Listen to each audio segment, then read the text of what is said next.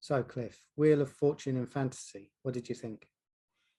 Well, I approached this film with quite high expectations. Obviously, we did a couple of weeks ago Drive My Car, and I really enjoyed that film. And I really enjoyed his film Happy Hour that I mentioned in the previous review. So I did have quite high expectations for this. And I have to say, I was a little bit disappointed. It didn't quite meet the expectations, but it may be that I was being a bit unfair and kind of making the, having too high an expectation. It made me laugh at first. The first 10 minutes of the film is set in a car. And I thought, oh, it's obviously he really has something about cars, about being inside cars. So obviously this is a film which is constructed with three separate stories with completely separate characters and actors. And I approach that kind of structure with feeling that if you're going to put three stories together in one film, there has to be some coherence between them. There has to be some theme or something which kind of connects them together. And I think my biggest disappointment with this film is that I didn't feel that it had that coherence. And because of that, I wasn't fully invested. Now, that wasn't my only problem with the film, because I found the first story the weakest of the three in terms of taking them as taking each as a kind of separate film almost. I thought the first one was the scene where they're in, because obviously it starts with the scene in the car, and then we get a scene where one of the characters goes to the office to find her ex in the office, and they have this conversation in the office. And I just found it felt like it was theater acting. It felt like it was a play, and it just didn't feel natural at all. And I've loved the dialogue in the other films I've seen by Hamaguchi. And I wasn't getting invested in it. So that was already a problem even before I'd seen the other two. Now I did, obviously there were long dialogues as well, just between two characters, which, is like a play. So this felt much more like a play. The three stories were the same as well, in the sense that they feel more like a play than a film. That said, the first film, each of the three films has its interest and has its kind of, each film has an interesting hook. And I really liked the line. The one thing that has stuck in my head from the first story was when she says to her ex that, I got hurt from hurting you.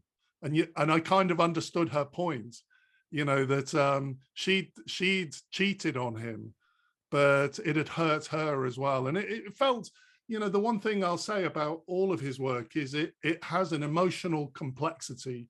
You do feel like this is a filmmaker who puts a lot of personal emotion into the film. And I think all three stories were kind of emotionally complex.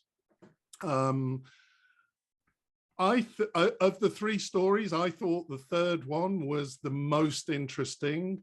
When they had that, I really, really liked when they'd mistaken each other for someone else, and then each of them role played the mistaken person. And I thought that was really fantastic, and how they actually made a connection by pretending to be someone else. And as I say, I like the complexity, the emotional complexity of his work, and that was definitely present in this film.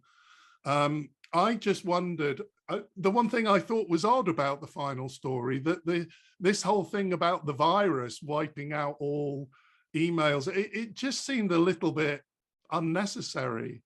You know, I know it explained how all the emails had been sent to, you know, how, oh, was that the second one? I'm getting confused between them. But the one that had the virus in, I just thought that seemed a little bit surplus to the story. So my overall feeling was I kind of enjoyed them. I mean, each did have a hook, which, you know, the emotional complexity makes it interesting, but I wasn't fully engaged, and I didn't feel that there was enough kind of coherence between the three. It did make me wonder whether this is actually quite autobiographical, that they're all kind of his experiences, and in a way he may be the common theme, he may be the coherence, and if you understood more about his life, say, or his experience, so he may be, to him, maybe is perfectly coherent, and maybe that makes it you know, gives it the coherence, but I didn't pick that up. You know, the film Roma, one of the biggest problems I had with that was it feels so autobiographical and a little bit kind of self-indulgent, that some of the details in there seem so personal that they don't, I don't know, it just, I mean, I, you know, hesitate to criticize such a well-respected film, and there were things that I really liked about that film, but, you know, it did feel a little bit like it was almost his kind of, just him filling the film with childhood memories. And I wonder, I have no idea in the case of Hamaguchi, how much of this is personal, but it's, his work is really interesting, and I'm glad I watched it, but it was my least favorite of the three Hamaguchi films I've seen. Mm. Yeah, I felt the same way, actually. Ultimately, a bit let down by it. They do have a structural similarity, don't they? They all start with an unlikely or accidental meeting that works towards a kind of series of revelations, and that's a fairly decent working definition for a certain type of literary short story. And I felt, as with Drive My Car, there is a very literary quality to his work. Like you, I found the three distinct stories ultimately unsatisfying as a structural device, in the same way that I often find collections of novellas or a series of longer short stories ultimately satisfying if they don't all plait together. And I think that's just because when I approach a feature film, you know, I have certain expectations. And so I'm willing to give this film a pass on that. That's just my own personal preference for kind of one neatly intertwined story. This doesn't present itself as anything but three distinct stories, so I guess that's fair enough. The first one, that as you said, very quickly becomes quite a long scene of two people in the back of a car talking.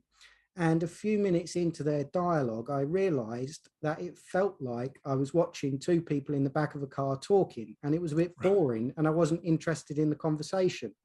And that was really interesting, because Drive My Car has lots of long scenes of two people in the back of a car talking, and yet they're really compelling and beguiling. Yeah. And so I started to think, well, what is the quality that's missing from this film that just made Drive My Car such an effortless and enjoyable experience?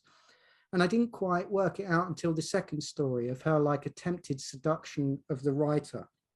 And she starts reading his erotic story. And I realized that the stories within stories in Drive My Car have an intimacy and an eroticism that was completely missing in this film. This film has a very similar setup, with a woman telling a story to another man. Like, the elements of the psychological puzzle are there. And as you said, there is an emotional complexity to all the stories, and yet they feel somehow hollow. And I realized it's because they're missing that kind of the melancholy strangeness of Drive My Car, Uncle Vanya and the story of the lamprey.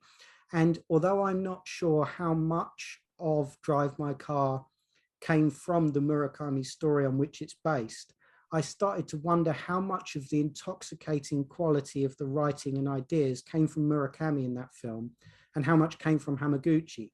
Because stripped of that very distinctively Murakami-esque quality, this film felt really hollow by comparison. And so, although it's not fair to compare it really to the other film we'd reviewed, you know, and we always try and review the films on their own terms, it's very hard not to, because in many ways they're very similar.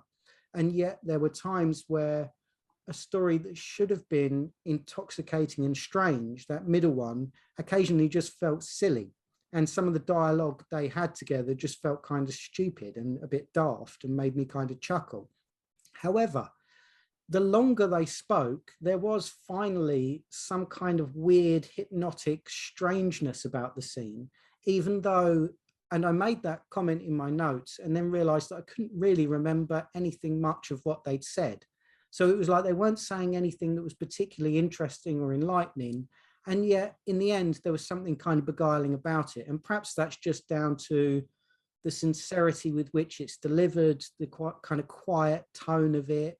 I don't know, but it still has a quality of sort of a weirdly compelling quality, I thought, even with scenes that started out seeming a bit ludicrous.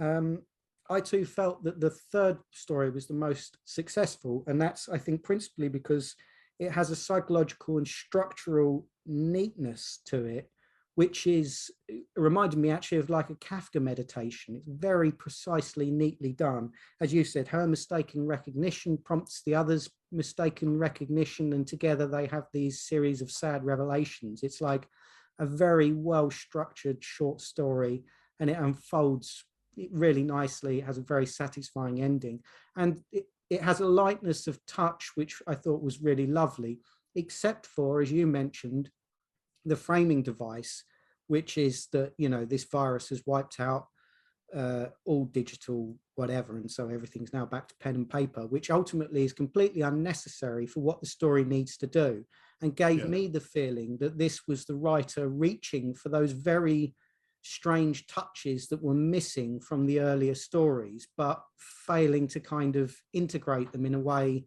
that felt natural and necessary. And so I think ultimately this is a failure in the writing, and that's problematic in a film that is as dialogue heavy as this is, and as literary and like textual in terms of its texture as this film is. It just wasn't sort of captivating and beguiling enough, but nor was it light enough to just sort of skip along. It reminded me at times of that Hong Sang-soo film we watched, The Woman That Ran. It even, like that film, had occasional really clumsy zoom ins for the sort of final revelation, which was like remarkably close to his style, at least in that film we saw and hear. So, I mean, it would be. I wonder how I would have felt about this film if I hadn't seen Drive My Car so recently. My feeling is I would probably have felt roughly the same. You know, that it was fine. It was diverting, never boring, interesting stuff in there, but it's not a patch on Drive My Car, I didn't think. No, agreed. It's interesting, isn't it? Because the point you make about them being in the car, it was like I was still enthusiastic. I was so enthusiastic to see another Hamaguchi film that I was still hopeful that it was only when they got into the office that it started feeling like, oh, this is just two people talking, and the dialogue, whether it's the writing or the acting, I didn't know, but it just wasn't working for me. It felt staged, and it didn't feel like that was serving a purpose. But you're right that actually that did start in the car. You know, I think that's true. It just wasn't really interesting to compare it with Drive My Car, although, as you say, perhaps a little unfair. But the scenes in the car are so engaging because those two characters in Drive My Car, in that, you know, who keep returning to this the kind of safety of the car and the intimacy that they have in that car, and the strangeness of the driver, you know, just of her personality, and it's fantastic. Whereas this was just, not a patch on it. I think actually if the third film was shown as a standalone film, 30-minute film or whatever it is, I think I would really like it. I think it's that the writing is good, the acting is good, the premise of the story is good, apart from the virus thing. I think that as a standalone short film, that really works. And, you know, it would be interesting if they were reversed, if that one was first, whether you would view the others differently. But I just think the first one is actually doesn't, the first one is failed for me. I don't think it really worked. The second one is kind of intriguing. I agree. There's something, it is really interesting that she reads that section and she says she wants to ask him some questions, and then she just reads a whole section out of the book. And there's something, there's the kernel of a really good idea there, I think. But yeah, just fell a little bit short. I mean, he was the writer on this film. I did notice that at the end, and it's not based on any other story. So presumably, you know, I think that's an interesting difference with Drive My Car, isn't it? That he had an existing structure of a story, which then he, you know, because I haven't read the book, but was it you that told me or someone else that there are differences between the book and the film? So it's not like he just copied it. But maybe that is a difference, that just, you know, writing his own work, somehow he didn't quite achieve it. But I would say it's definitely worth watching, but just not as good as the other two films I've seen by him. Yeah, I haven't read the Murakami story on which Drive My Car is based, but I do know a number of his novels. And my feeling is that the details that really stick in the mind about, I'm almost convinced the whole story of the lamprey, that's got to be Murakami. And, you know, so the really strange, intoxicating details that feel, I think it's an amazing trick that feel very organic to the story, but are also like essentially specific. That's what makes the stories erotic. It's the very specific details, and they're missing from that central story. So it doesn't have that strangely intimate feeling. It feels kind of cold and a bit hollow. What's fascinating, I think, is that I'm sure Drive My Car, well, I know Drive My Car was a very talky film as well. It was very dialogue heavy, but I don't remember it that way. You know, I remember it as a very sensuous film. I remember the way I felt when I watched it. Whereas this one, I remember the dialogue. And I think, you know, that's, I think, a sign that the film hasn't entirely worked. Yeah. But you're right. The third story is a nice sort of standalone thing. Yeah. And bear in mind that Drive My Car is 3 hours, whereas this film is 2 hours. Yeah. And I was occasionally bored in this film. And me too. I don't remember ever being bored in Drive My Car. Yeah. No. So what are we doing next? Next is a film called Prayer for the Stolen by Tatiana Hueso. Looking forward to it. Yeah, should be a good one.